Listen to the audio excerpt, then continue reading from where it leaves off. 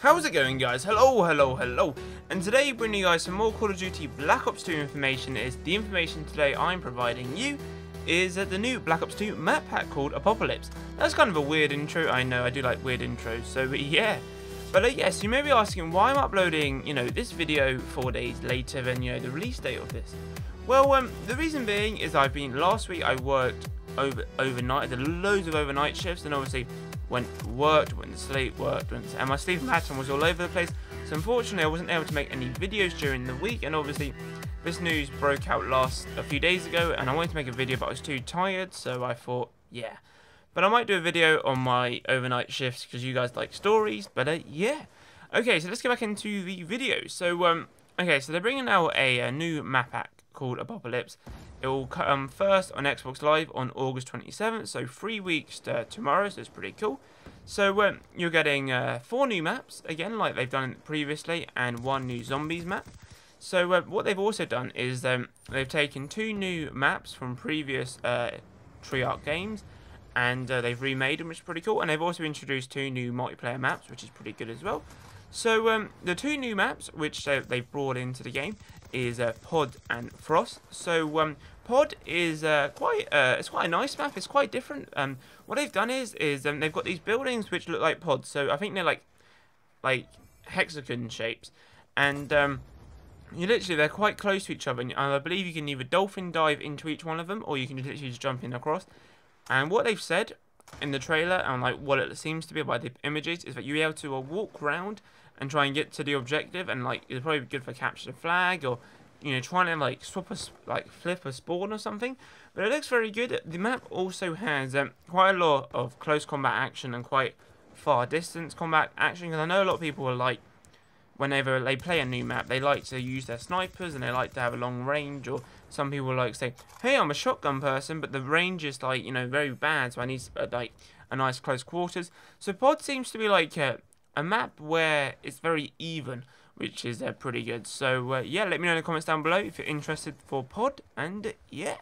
So the other new map which they brought into the game is Frost. So obviously by the map name Frost, you obviously have instances snow. And that is correct, it's another snow map. And obviously you'd be like, oh man, not a snow map. But by looking at the trailer and looking by the images, this snow map will probably be the best snow map we've ever had in Call of Duty. And you might be like, why is this? So, do you remember in Berlin Wall, you had that little, where the Berlin Wall was, where it was split down the middle, and you can go from like the 2 different bases where the enemies would spawn? They've got this in Frost as well. So they've got a bridge, like a frozen bridge. And the enemy will spawn one side, the other team will spawn the other side. And what you can do is you'll be able to, I believe probably they're going to do is either put like, an objective on that bridge. And people, to walk across, the quickest way is over the bridge. But if there's teammates there, obviously, or enemies there, you've got to kill them. So obviously, you say to yourself, am I going to go over the bridge, or am I going to go around the outskirts of the map to try and kill those guys? So it seems to be very competitive, Now, I like, if I were a betting man, I would say, if any money, capture the flag would be on there, or domination B flag will be their hardpoint headquarters. So it's going to be very intense. And I really love intense matches, because some people, enjoy high-scoring gameplays, and some people just enjoy, a guy just running into the objective, dying, but trying to capture that objective. And I find it very entertaining to watch. So I think Frost will be very good on the competitive scene as well. But yeah. So Takeoff and Dig are the 2 maps which they've remade. So Takeoff is the new map from the map Stadium. So you remember Stadium from Black Ops 1. They've remade it, and they've called it Takeoff. Now, obviously by the name Takeoff, it's something will take off. And yet they've introduced another rocket like in Launch. So if you remember where in Stadium, where you actually had like the stadium bit, that's where the rocket is now. So they've still got the same design. They've made it a bit, like brighter colours, etc. But there's going to be a rocket in Takeoff. So whether or not, it's going to disturb our screen like last time in I think it was Launch or something. But yeah, let's hopefully. It seems to be a pretty good map. I enjoyed Stadium, and very good for like competitive scene as well. And very good for playing the objectives. So yeah.